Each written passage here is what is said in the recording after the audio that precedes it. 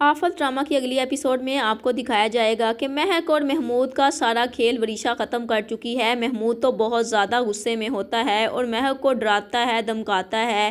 کسی نہ کسی طرح سے اپنی بیٹی کو منا کر یہاں لے کر آؤ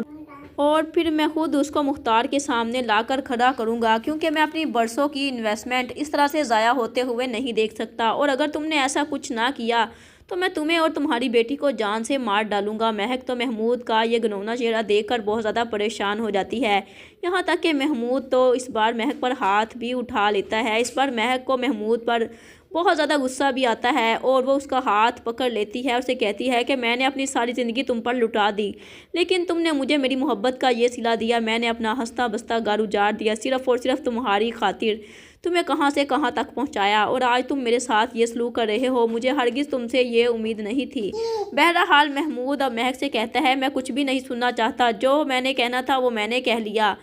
اور اس موبائل میں میرے پاس تمہارے سارے پروف موجود ہیں کس طرح سے تم نے رضا کو ختم کیا ہے۔ اور اب محمود مہک کو بلیک میل کرنا شروع کر دے گا تاکہ وہ محمود کی بات مان کر ورشا کو وہاں سے لے کر آئے۔ اب مہک محمود سے کہتی ہے کہ تم رضا کے آفس میں معمولی سے اسسٹنٹ تھے اور میں نے تمہارے لیے اتنا کچھ کیا اور تم پھر بھی مجھے اس طرح سے بلیک میل کرو گے۔ تو اب محمود بھی مہک کو اس کا اصلی چہرہ دکھاتے ہوئے کہتا ہے کہ تم ہی تو مجھ پر مری جا رہی تھی، اور تم کیا تھی، تمہاری حیثیت کیا تھی، یہ مت بھولو۔ لیکن اب مہک کو اپنی غلطیوں کا احساس ہوگا کہ اس نے کس طرح سے اپنی زندگی اس محمود کی خاطر برباد کی۔ اس نے ایک ہیرے کو چھوڑ کر ایک پتھر کا انتخاب کیا، حالانکہ رضا صاحب یہ جانتے ہوئے بھی کہ مہک تو ایک معمولی سے گھر سے تعلق رکھتی ہے، پھر بھی مہک سے شادی کی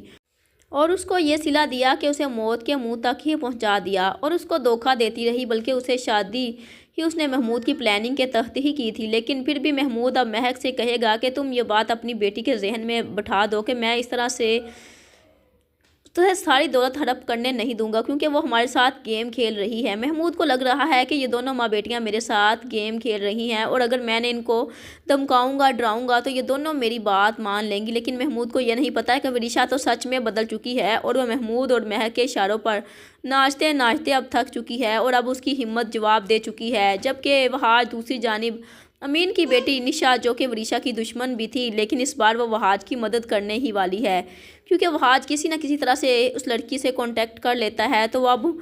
موبائل فون چرا کر کسی نہ کسی طرح سے لے کر آئے گی اور وہاج کو دیتے ہوئے کہے گی کہ اس میں محمود کے خلاف سارے ثبوت ہیں اور میں نے سارے پاسورڈ بھی